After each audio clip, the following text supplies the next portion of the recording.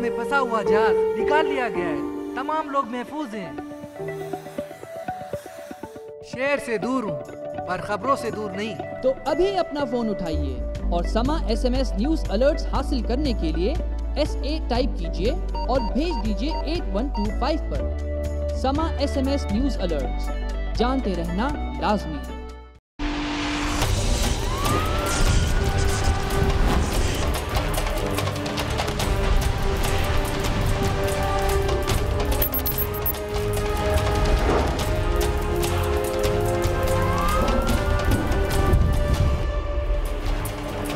Programme में एक दफा फिर खुशामदीद।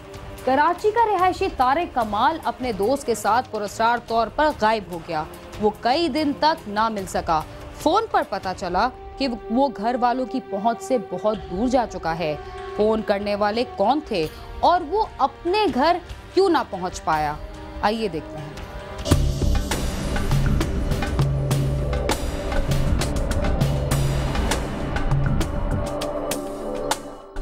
गुलशन इकबाल का रिहायशी तारिक कमाल 6 मई की रात घर वालों के साथ बैठा हुआ था कि उसका दोस्त फवाद आ गया, जिसके बाद दोनों बाहर चले गए, मगर 5 से 6 घंटे तक वो वापस नहीं आया। घर वापस न आने पर उसके घर वालों ने उसे फोन किया तो उसने कुछ देर में वापस आने का कहा और फोन बंद कर दिया। लेकिन एक दिन गुजर जाने के बाद भी तारिक कमाल अपने घर नहीं पहुंचा। इसके घर वाले दीवानावार इसे तलाश कर रहे थे, लेकिन ना तो उसका कुछ पता चला और ना ही मोबाइल फोन पर उससे राब्ता हो सका, इसलिए कि तारिक और उसके दोस्त का मोबाइल फोन बंद था। दोपहर को ये अपने एक दोस्त फवाद शेख के साथ निकला है, घर में बता के कि मैं आधे एक घंटे में आ जाऊंगा। 7 तारीख तक कुछ इसका पता नहीं चला तो इन्होंने मुझे कॉल करी कि हमारा भाई लापता है, उसका मोबाइल स्विच ऑफ जा रहे हैं। तो हमने मुख्तलिफ ज़राइयों से मालूम किया तो उसकी मोबाइल की जो लोकेशन थी वो अब चौकी की आ रही थी। तो 7 तारीख की रात को आखिरी फ़ोन पे ये मुस्तकिल उनके घर वाले उस फ़ोन पे फ़ोन कर रहे थे। तारिक का छोटा भाई और उसका दोस्त मोबाइल फ़ोन ट्रेस करते करते हब चौकी पहुंच गए, लेकिन दोनों नौजवानों का कुछ पता नहीं चल सका।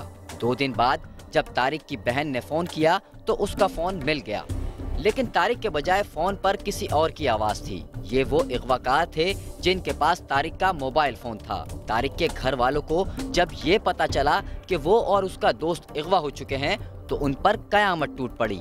अगवाकारों का कहना था कि उससे बात कर लो, जिसके बाद तलहा ने आखिरी बार अपने भाई तारिक से बात की। 2-2:30 बजे तक रात तक उनसे बात होती रही। 2:30 बजे के करीब भाभी ने आखिरी दफ़ा उनको फ़ोन किया तो बोला कि बस मैं आधे घंटे में आ रहा हूँ, परेशान नहीं हूँ, इधर ही हूँ। उसके बाद उनका नंबर ऑफ़ हो गया, फिर मुसलसल उनका नंबर ऑफ तकरीबन मंडे की रात, संडे को मिसिंग हुए थे और मंडे की रात को 11:50 पे उनका नंबर जैसे ही ऑन हुआ, छोटी बहन ने उनसे बात की तो किसी ने फ़ोन उठाया, उनका किसी और आदमी ने अजीब आवाज़ की उसकी, तो और बोलने लगा कि हम इसको मार रहे हैं। पर इससे आखिरी कर तो बहन ने घबरा के फ़ौरन मुझे बुलाया, मेरे हाथ में फ़ोन दिया, मैंने उससे बोला तो बोला कि नहीं बस इसको मारने का बोला है और हम इसको मार रहे हैं, आखिरी बार अपने भाई से बात कर लो। मैंने अपने भाई से बात की, भाई मुझसे बोला मुझे बहुत मार रहे हैं।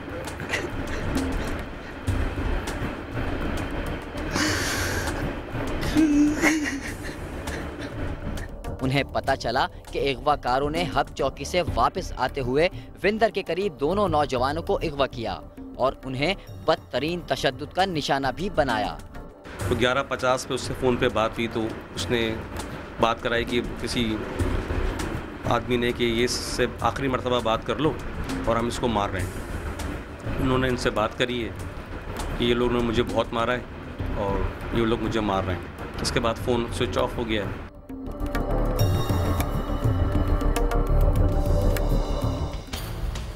इसी दौरान पुलिस को इत्तला मिली कि लियारी नदी में 2 लाशें तैर रही हैं जो शनाख्त के काबिल भी नहीं। आखिर ये लाशें किसकी थीं?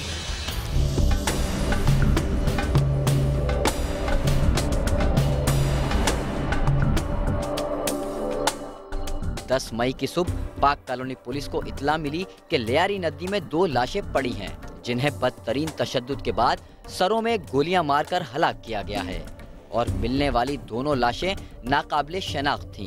टीवी चैनल पर नदी से 2 लाशें मिलने की खबर देखकर जब तारिक का भाई अस्पताल पहुंचा तो ये देखकर उसकी दुनिया ही उजड़ गई, कि अस्पताल के मुर्दा खाने में रखी हुई 2 लाशों में से एक लाश उसके भाई तारिक की थी, जो इंतहाई मस्शुदा हालत में थी। उसका चेहरा नाकाबिले शनाख्त था, लेकिन जिस्म पर मौजूद टी शर्ट उसकी शनाख्त की वजह बनी।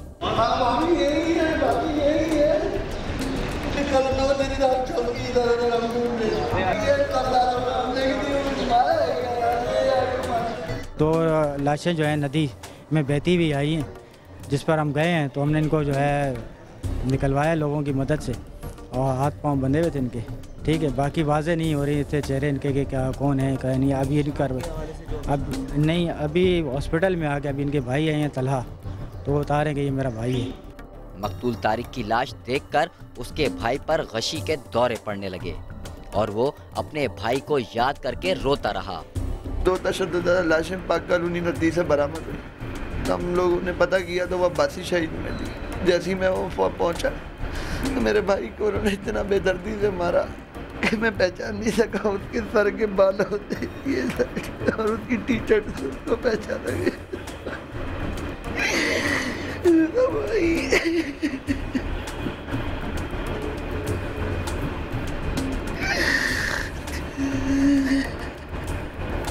एक मुकामी टीवी चैनल पे टिकर हमने देखा है कि 2 नामालूम डेड बॉडीज़ जो हैं वो पाक कॉलोनी की नदी से बहती हुई आ रही हैं। तो इस शनाख्त के लिए फिर उसके छोटे भाई को रवाना किया तो शनाख्त हो गई कि दोनों वही, एक तारिक एक फवाद। पाक कॉलोनी पुलिस ने दोहरे कत्ल की तहकीकात शुरू कर दी है और मकतूलीन के मोबाइल फ़ोन की मदद से मुल्जिमान का सुराग लगाने की कोशिश की जा रही है। ताहम 8 रोज़ गुजर जाने के बावजूद पुलिस की तफ्तीश में कोई पेशरफ्त नहीं हो सकी। देखना यह है कि पुलिस तारिक और फवाद के कातिलों का सुराग लगाने और मुल्जिमान को कैफिर किरदार तक पहुंचाने में कामयाब होगी, या फिर तारिक और फवाद की तरह उनके केस की फाइल भी मनो मिट्टी तले दब जाएगी। कैमरामैन कासिम रईस के साथ खुर्रम गुलजार, समा, कराची।